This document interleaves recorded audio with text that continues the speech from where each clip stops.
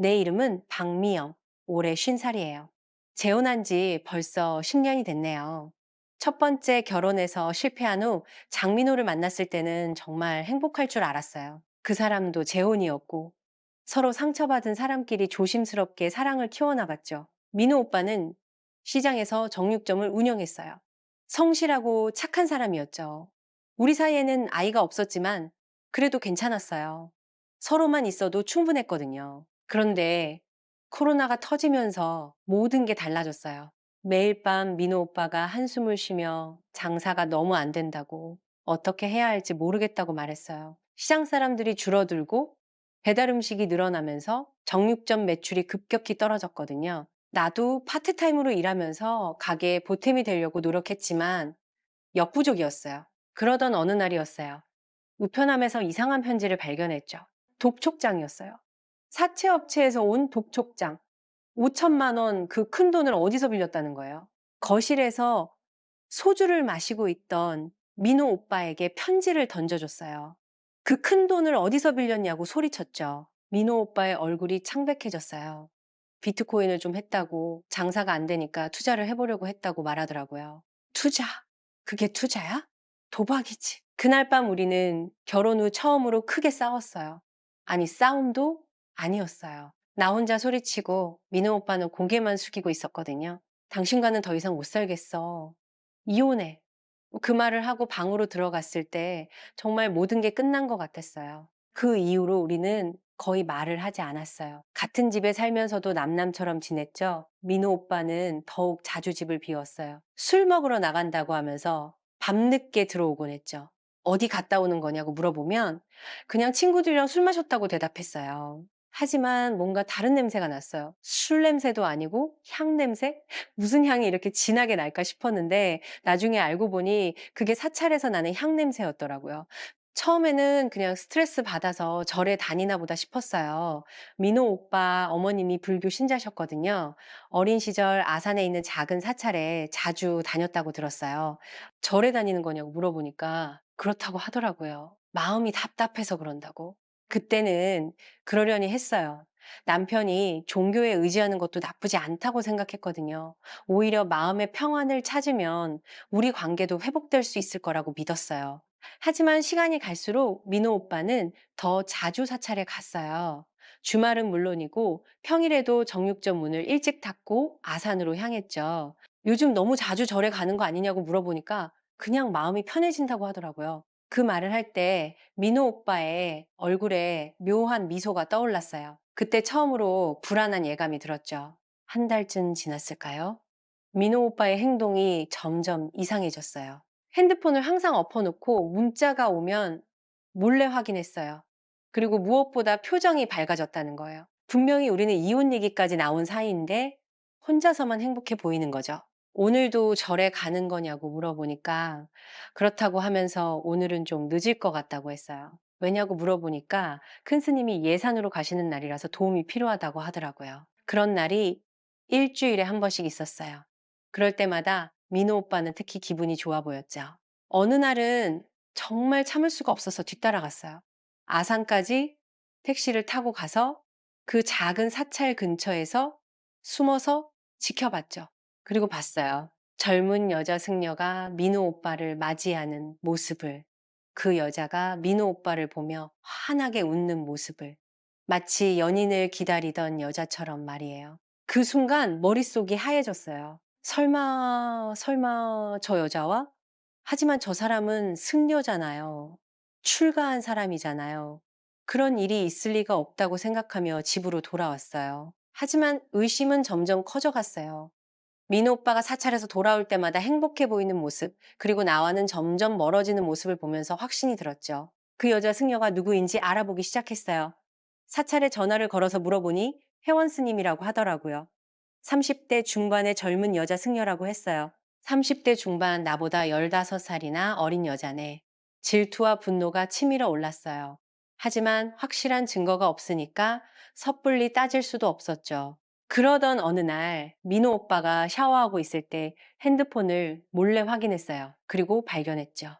혜원이라는 이름으로 저장된 번호를, 그리고 주고받은 문자들을. 오빠, 오늘 올 거죠? 큰 스님 안 계실 때 조심해서 와요. 보고 싶어요. 이런 문자들이 수십 통씩 있었어요. 그 순간 정말 세상이 무너지는 것 같았어요. 재혼한 남편이 절의 여자 승려와 불륜을 저지르고 있다니, 이런 막장 같은 일이 우리 집에 벌어지고 있다니, 그 이후로 나는 매일매일이 지옥 같았어요. 민호 오빠가 사찰에 갈 때마다 그 여자와 뭘 하고 있을지 상상하면 미칠 것 같았거든요. 오늘도 가는 거냐고 물어보면 그렇다고 하면서 회원 스님이 아니 절에서 도움이 필요하다고 하더라고요. 이제는 대놓고 그 여자 이름을 부르더라고요. 숨기려고 하지도 않고 회원 스님 그 여자 승려 말이냐고 물어보니까 그렇다고 하면서 왜냐고 되물었어요. 아무것도 아니라고 했지만 속으로는 온갖 생각이 다 들었어요. 어떻게 하면 이 상황을 끝낼 수 있을까? 그 여자에게 직접 찾아가서 따져야 할까? 그런데 더 충격적인 일이 벌어졌어요. 어느 날 저녁, 민호 오빠가 평소보다 훨씬 늦게 들어왔어요. 얼굴이 상기되어 있고 뭔가 흥분한 상태였죠. 어디 갔다 왔냐고 물어보니까 절에서 큰 스님이 안 계셔서 회원 스님 혼자 있길래 도와줬다고 하더라고요. 그 말을 하는 민호 오빠의 표정에서 모든 걸 알 수 있었어요. 이 사람이 그 여자와 뭘 했는지. 그날 밤 나는 잠을 한숨도 잘 수 없었어요. 며칠 후 민호 오빠가 다시 사찰에 간다고 나갔어요. 오늘도 큰 스님이 예산에 가시는 날이라고 하면서 나는 더 이상 참을 수가 없었어요. 이대로 당하고만 있을 수는 없다고 생각했죠. 그래서 결심했어요. 그 여자에게 직접 찾아가기로. 아산으로 가는 택시 안에서 온갖 생각이 들었어요. 그 여자가 뭘 믿고 내 남편을 유혹했을까? 승려 주제에 어떻게 이런 일을 저지를 수 있지? 사찰에 도착했을 때는 이미 저녁 시간이었어요. 마당에는 아무도 없었고 법당에서 희미한 불빛만 보였죠. 그런데 그때였어요. 법당에서 나오는 소리를 들었거든요. 민호 오빠와 그 여자가 나누는 달콤한 속삭임, 그리고 더 충격적인 장면을 목격했어요. 법당 안을 살짝 들여다보니 혜원이 민호 오빠의 품에 안겨 있었어요. 승복을 입은 채로 그 신성한 불상 앞에서 남자를 껴안고 있는 모습이 너무도 충격적이었죠. 민호 오빠가 혜원의 얼굴을 양손으로 감싸며 깊게 키스하는 모습, 혜원이 눈을 감고 그 키스에 완전히 빠져있는 모습을 봤어요. 두 사람이 마치 세상에 둘만 있는 것처럼 열정적으로 서로를 탐하고 있었어요. 민호 오빠의 손이 혜원의 승복 위로 천천히 움직이고 혜원은 작은 신음을 내며 그의 목에 팔을 감았어요. 두 사람의 숨소리가 점점 거칠어지면서 키스는 더욱 격렬해졌죠. 혜원이 민호 오빠의 셔츠 단추를 풀기 시작했고 민호 오빠는 혜원의 승복깃을 살짝 벌리며 그녀의 목덜미에 입술을 댔어요. 혜원은 고개를 뒤로 젖히며 황홀한 표정을 지었고 민호 오빠는 그녀의 쇄골을 따라 부드럽게 키스했어요. 두 사람이 바닥에 깔린 방석 위로 천천히 눕는 모습, 민호 오빠가 혜원 위에 몸을 기대며 더욱 깊게 키스하는 모습, 혜원이 민호 오빠의 등을 어루만지며 완전히 그에게 몸을 맡기는 모습. 그 순간 정말 숨이 막혔어요. 이런 일이 신성한 사찰에서 벌어지고 있다니. 그때 법당 문이 열렸어요. 민호 오빠와 그 여자 승려가 나왔는데 둘 다 깜짝 놀라더라고요. 옷이 흐트러진 채로 얼굴이 상기된 상태로 말이에요. 민호 오빠가 미영아? 라고 놀라서 말했어요. 당신들 여기서 뭘 하고 있는 거야? 그 여자 승려를 제대로 본 건 그때가 처음이었어요. 생각보다 예뻤어요. 아니, 예쁜 정도가 아니라 정말 아름다웠죠. 맑고 순수해 보이는 얼굴에 큰 눈망울이 인상적이었어요. 하지만 지금 그 눈에는 당황과 죄책감이 가득했죠. 그 여자가 고개를 숙이며 죄송하다고 말했어요. 죄송하다고? 승려 주제에 남의 남편을 유혹해놓고 죄송하다고 민호 오빠가 진정하라고 말했지만 내가 어떻게 진정해요? 그때 그 여자 승려, 혜원이 입을 열었어요. 자기가 먼저 좋아했다고 민호 오빠를 자기가 먼저 마음을 열었다고 말하더라고요. 그분이 이곳에 처음 왔을 때부터 자기는 그분에게 끌렸다고 했어요. 이 여자가 지금 뭔 소리를 하고 있는 거예요? 당신 승려잖아. 출가한 사람이잖아. 그런데 혜원이 말하길 자기는 진짜 승려가 아니라고 하더라고요. 그때 혜원이 털어놓은 이야기는 정말 충격적이었어요. 자기는 원래 김혜원이고 민호 오빠와 같은 동네 출신이라고 했어요. 5년 전에 사랑하는 사람을 잃었다고 해요. 결혼을 앞두고 있었는데 교통사고로 그 사람이 죽었다고 하더라고요. 그래서 세상이 무너졌고 아무것도 할 수 없어서 여기 와서 큰 스님께서 불쌍히 여기셔서 절에서 일하게 해 주셨다고 했어요. 승려는 아니지만 승복을 입고 사찰일을 도우면서 마음의 평안을 찾으려고 했다고. 이 여자의 사연을 들으니까 쪼끔은 이해가 되더라고요. 하지만 그래도 용서할 수는 없었죠. 그렇다고 해서 남의 남편을 유혹할 권리가 있어요? 혜원이 정말 죄송하다고 하면서 하지만 자기는 민호 오빠를 정말 사랑한다고 말했어요. 그 말을 할 때 혜원의 눈에 눈물이 고였어요. 민호 오빠가 처음 여기 왔을 때 너무 힘들어하시는 것 같아서 자기가 위로해 드리고 싶었다고, 그런데 시간이 지나면서 사랑하게 됐다고, 진짜로 사랑하게 됐다라고 말하더라고요. 이 여자가 지금 내 앞에서 내 남편을 사랑한다고 고백하고 있는 거예요. 한 달 후 혜원이 우리 집으로 찾아왔어요. 누구냐고 물어보니까 혜원이라고 하면서 당신이 여기 왜 왔냐고 물어보니까 할 말이 있다고 하더라고요. 그런데 혜원의 얼굴이 이상했어요. 뭔가 결심을 한 듯한 표정이었죠. 혜원이 가방에서 뭔가를 꺼냈어요. 임신 테스트기였어요. 자기가 임신했다고 하더라고요. 그 순간 정말 머릿속이 하얘졌어요. 민호 오빠의 아이를 임신했다고, 2달 됐다고, 확실하다고 말하면서 임신 테스트기를 내밀었어요. 두 줄이 선명하게 나와 있었죠. 당신이 지금 뭘 하고 있는 건지 아냐고 소리쳤어요. 혜원은 자기도 어쩔 수 없다고 아이가 생겼는데 라고 말하더라고요. 그때 민호 오빠가 들어왔어요. 혜원이 왜 여기 왔냐고 물어보니까 혜원이 민호 오빠에게 달려가더니 임신 소식을 알렸어요. 오빠, 우리 아기가 생겼다고 말하더라고요. 민호 오빠의 얼굴이 창백해졌어요. 그 이후로 혜원은 자주 우리 집에 찾아왔어요. 언니, 이해해달라고 하더라고요. 이해하라고? 내가 뭘 이해해? 자기는 민호 오빠를 정말 사랑한다고, 그리고 이 아이도라고 말하면서 배를 쓰다듬는 혜원을 보니까 정말 미칠 것 같았어요. 당신이 승려인지 뭔지 모르겠지만 민호는 내 남편이라고 소리쳤어요. 그런데 혜원이 하지만 이제 오빠의 아이를 가졌다고 자기들은 가족이 될 거라고 말하더라고요. 가족? 웃기지 마.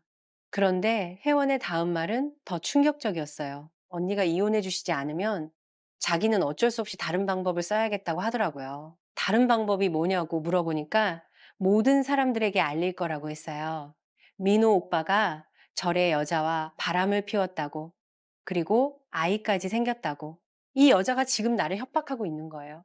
당신이 지금 뭘 하고 있는지 알아? 자기는 제 아이의 아버지를 지키려는 거라고, 언니도 이해해 주실 거라고 말하더라고요. 혜원의 눈에는 더 이상 죄책감이 없었어요. 오히려 차가운 결의가 보였죠. 그 순간 깨달았어요. 이 여자가 단순히 사랑에 빠진 순진한 여자가 아니라는 걸, 자기가 원하는 걸 얻기 위해서라면 무엇이든 할 수 있는 무서운 여자라는 걸, 민호 오빠는 이미 자기를 선택했다고, 언니도 인정하라고 혜원이 마지막으로 말했어요. 그리고 문을 닫고 나가버렸죠. 나는 그 자리에 주저앉아서 울었어요. 재혼한 지 10년, 나름대로 행복하다고 생각했던 결혼 생활이 이렇게 끝날 줄은 꿈에도 몰랐어요. 승려 옷을 입은 여자에게 남편을 빼앗기고 심지어 협박까지 당하고 이런 막장 같은 일이 정말 내 인생에 벌어지고 있다니 앞으로 어떻게 될지 모르겠어요. 하지만 이대로 당하고만 있을 수는 없어요. 나도 싸워야 해요. 내 남편을, 내 인생을 지키기 위해서. 그날 밤 나는 잠들지 못하고 계속 생각했어요. 어떻게 하면 이 상황을 뒤집을 수 있을까? 그 여자의 약점은 없을까? 문득 혜원이 했던 말이 떠올랐어요. 자기는 진짜 승려가 아니라고 큰 스님이 불쌍히 여겨서 절에서 일하게 해줬다고 했잖아요. 그럼 혹시 큰 스님께서 이 사실을 알고 계실까? 아니에요. 절대 모르실 거예요. 만약 큰 스님께서 알고 계시다면 그런 일이 벌어지도록 두지 않으셨을 테니까요. 그때 번뜩 아이디어가 떠올랐어요. 다음 날 아침 나는 일찍 일어나서 준비를 했어요. 그리고 아산 사찰로 향했어요. 이번에는 택시가 아니라 버스를 타고 갔어요. 시간이 좀 걸리더라도 생각을 정리할 시간이 필요했거든요. 사찰에 도착했을 때는 오전 10시쯤이었어요. 마침 큰 스님께서 계셨고 회원은 뒤쪽에서 청소를 하고 있었어요. 스님, 잠깐 말씀드릴 게 있습니다. 큰 스님께서 의아한 표정을 지으시며 법당으로 안내해 주셨어요. 무슨 일이신가요?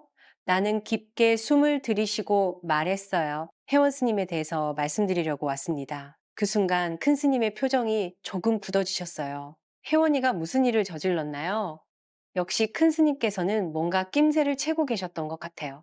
나는 모든 것을 털어놓았어요. 혜원이 내 남편과 불륜을 저지른 것, 임신까지 한 것, 그리고 나를 협박한 것까지. 큰 스님의 얼굴이 점점 어두워졌어요. 그런 일이 이 신성한 곳에서 큰 스님께서 한참 동안 아무 말씀을 하지 않으시더니 혜원을 부르라고 하셨어요. 혜원이 들어왔을 때 그 여자의 얼굴은 창백했어요. 내가 여기 있는 것을 보고 무슨 일인지 직감한 것 같았어요. 혜원아, 이 부인께서 하시는 말이 사실이냐? 큰 스님께서 엄숙한 목소리로 물으셨어요. 혜원은 한참 동안 말을 하지 못하다가 결국 고개를 끄덕였어요. 죄송합니다, 스님. 이 사찰을 떠나거라. 큰 스님의 한마디였어요. 스님, 저는 당장 떠나거라. 다신 이곳에 발을 들여놓지 마라. 혜원의 얼굴에 절망이 스쳤어요. 하지만 이게 끝이 아니었어요. 스님, 죄송하지만 제가 임신을 했어요. 갈 곳이 없어요. 그건 네가 저지른 일의 결과다. 내가 책임질 일이 아니다. 큰 스님께서 단호하게 말씀하셨어요. 회원은 눈물을 흘리며 사찰을 떠났어요. 하지만 나는 이게 끝이라고 생각하지 않았어요. 이 여자가 이렇게 쉽게 포기할 리가 없거든요. 과연 그날 저녁 민호 오빠가 집에 돌아왔을 때 얼굴이 말이 아니었어요. 혜원이한테 무슨 짓을 한 거야? 민호 오빠가 나에게 따져 물었어요. 무슨 짓? 당연한 일을 한 거지. 그 여자가 사찰에서 쫓겨났다고? 스님한테 일러 바친 거야? 민호 오빠의 눈에 분노가 일었어요. 혜원이가 임신했는데 어떻게 하라 그래? 그건 당신이 알아서 할 일이지. 내가 왜 신경 써야 해? 그날 밤 우리는 또 크게 싸웠어요. 하지만 이번에는 내가 주도권을 잡고 있었어요. 며칠 후 예상했던 일이 벌어졌어요. 혜원이 다시 우리 집으로 찾아온 거예요. 하지만 이번에는 혼자가 아니었어요. 중년 남자 한 명이 함께 있었는데 나중에 알고 보니 혜원의 오빠였어요. 과연 내가 이 모든 음모에서 승리할 수 있을까요? 아니면 결국 혜원의 계략에 무릎을 꿇게 될까요? 새로운 사람 윤태수 씨와 만나면서 정말 행복한 나날을 보내고 있었죠. 혜수 씨는 나보다 3살 어렸지만 정말 따뜻하고 진실한 사람이었어요. 그런데 어느 날 예상치 못한 전화가 걸려왔어요. 혜원이었어요. 목소리가 많이 바뀌어 있었어요. 예전에 그 부드럽고 조용한 목소리가 아니라 뭔가 절박하고 급한 느낌이었죠. 언니, 만나서 얘기할 수 있냐고 하더라고요. 무슨 일인데? 민호 오빠 얘기라고 정말 급한 일이라고 말하더라고요. 처음에는 거절하려고 했어요. 이미 끝난 일이고 나는 새로운 삶을 살고 있으니까. 하지만 혜원의 목소리에서 뭔가 심상치 않은 기운이 느껴졌어요. 결국 만나기로 했죠. 약속 장소는 시내 카페였어요. 혜원을 본 순간 깜짝 놀랐어요. 완전히 다른 사람이 되어 있었거든요. 머리는 어깨까지 자라 있었고 화장도 진하게 하고 있었어요. 예전에 그 순수하고 맑은 모습은 온데간데 없고 뭔가 야하고 세속적인 느낌이었죠. 언니 정말 오랜만이라고 잘 지냈냐고 물어보더라고요. 너는 어떻게 지냈어? 그때 혜원이 털어놓은 이야기는 정말 충격적이었어요. 민호 오빠 처음에는 행복했다고 해요. 하지만 DNA 검사 결과가 나온 후 모든 게 달라졌다고 하더라고요. 민호 오빠가 혜원을 완전히 다른 시선으로 보기 시작했다는 거예요. 의심하고 믿지 않고 사사건건 따지고 그러다가 결국 1년도 안 되어서 헤어졌다고 해요. 그래서 지금은 뭘 하고 있어? 혜원이 잠깐 말을 망설이더니 충격적인 대답을 했어요. 클럽에서 일한다고 하더라고요. 아이를 키우면서 생계를 위해서 어쩔 수 없이 그 말을 듣는 순간 복잡한 감정이 들었어요. 한편으로는 자업자득이라는 생각도 들었지만 다른 한편으로는 안쓰럽기도 했죠. 그래서 나한테 왜 연락한 거야? 그때 혜원이 정말 놀라운 얘기를 했어요. 민호 오빠가 요즘 이상하다고 자꾸 혜원을 찾아온다고 하더라고요. 뭐라고? 민호 오빠가 혜원과 헤어진 후에도 계속 연락을 하고 있었다는 거예요. 처음에는 아이 때문이라고 했지만 나중에는 다시 만나자고 했다고 해요. 하지만 혜원은 거절했다고 하더라고요. 이미 다른 남자를 만나고 있다면서 다른 남자, 네, 클럽에서 만난 젊은 남자라고 해요. 27살이라고 하더라고요. 그 남자와의 관계에 대해 더 자세히 물어보니 혜원의 얼굴이 빨갛게 달아올랐어요. 처음으로 진짜 사랑을 느꼈다고. 그 남자가 자기를 정말 소중하게 대해준다고 했어요. 어느 날 밤 클럽에서 일이 끝나고 그 남자가 혜원을 집까지 데려다 주면서 차 안에서 혜원의 손을 잡았다고 해요. 혜원이 그동안 겪었던 아픔에 대해 위로해 주면서 천천히 그녀의 얼굴에 가까이 다가왔다고 하더라고요. 혜원이 눈을 감는 순간 그 남자가 부드럽게 입술을 맞춰왔다고 해요. 민호 오빠와의 격정적인 키스와는 달리 정말 부드럽고 따뜻한 키스였다고. 그런데 민호 오빠가 그걸 알고는 완전히 이상해졌다는 거예요. 혜원의 집 앞에서 기다리고 클럽까지 찾아와서 난리를 쳤다고 해요. 그래서 혜원이 나에게 부탁이 있다고 하더라고요. 민호 오빠를 말려달라고. 자기는 이미 그와의 관계를 정리했는데 민호 오빠가 계속 집착하고 있다고. 그 말을 듣고 있는데 정말 어이가 없었어요. 내가 왜 그래야 해? 이미 이혼한 사이인데. 하지만 혜원이 계속 매달렸어요. 민호 오빠가 언니 말은 들을 것 같다고. 제발 도와달라고. 나는 단칼에 거절했어요. 그건 너와 민호 오빠가 알아서 해결할 문제야. 나는 이미 새로운 삶을 살고 있어. 혜원의 얼굴이 일그러졌어요. 그때 처음으로 혜원의 진짜 속마음을 엿볼 수 있었죠. 언니가 그렇게 나올 줄 알았다고 역시 차가운 사람이라고 하더라고요. 뭐라고? 그러면서 혜원이 폭탄 발언을 했어요.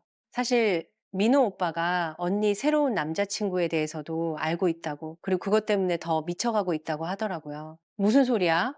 민호 오빠가 나를 스토킹하고 있었다는 거예요.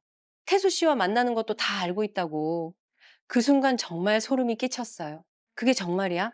혜원이 핸드폰을 꺼내더니 민호 오빠가 보낸 메시지들을 보여줬어요. 정말 충격적이었어요. 나와 태수 씨가 어디서 만났는지 뭘 했는지 상세하게 적혀 있었거든요. 그때 깨달았어요. 민호 오빠가 정상이 아니라는 걸. 카페를 나와서 집으로 돌아가는 길에 태수 씨에게 전화했어요. 모든 상황을 설명하고 조심하라고 했죠.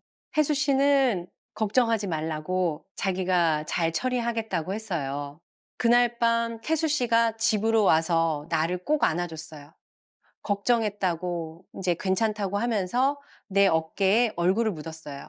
그때 태수 씨의 따뜻한 체온이 느껴지면서 마음이 안정됐어요.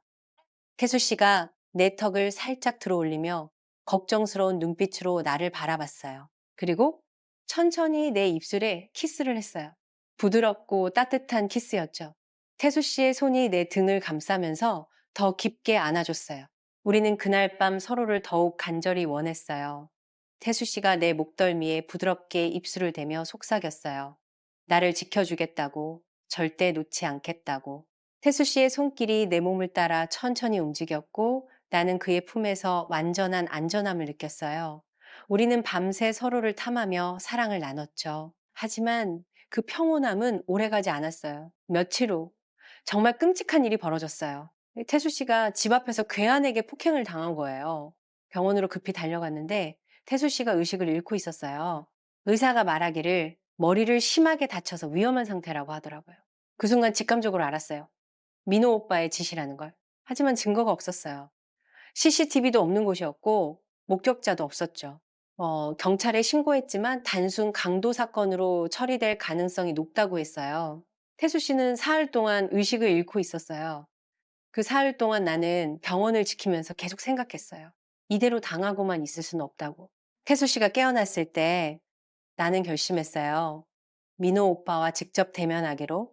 태수 씨는 말렸지만 나는 이미 마음을 정했어요. 민호 오빠가 운영하는 정육점으로 찾아갔어요. 민호 오빠를 본 순간 정말 놀랐어요. 완전히 다른 사람이 되어 있었거든요. 수염은 덥수룩하고 눈에는 광기가 서려 있었어요. 나를 보자. 민호 오빠가 웃으면서 말했어요. 올 줄 알았다고 결국 자기를 찾아왔다고 하더라고요. 태수 씨한테 무슨 짓을 한 거야. 그런데 민호 오빠가 뻔뻔하게 대답했어요. 무슨 소리냐고. 자기는 아무것도 한 게 없다고. 거짓말하지 마. 당신이 한 거 다 알고 있어. 그때 민호 오빠의 표정이 완전히 바뀌었어요. 갑자기 무릎을 꿇더니 울기 시작했어요. 미안하다고, 정말 미안하다고 하면서 다시 돌아와 달라고 매달렸어요. 회원과도 완전히 정리했다고, 이제 나만 있으면 된다고 했어요. 그 모습을 보니까 정말 역겨웠어요. 당신과는 이미 끝났어. 다시는 나나 태수 씨 앞에 나타나지 마. 하지만 민호 오빠는 계속 매달렸어요. 절대 포기할 수 없다고, 나 없이는 살 수 없다고. 그때 정육점 문이 열리면서 손님이 들어왔어요.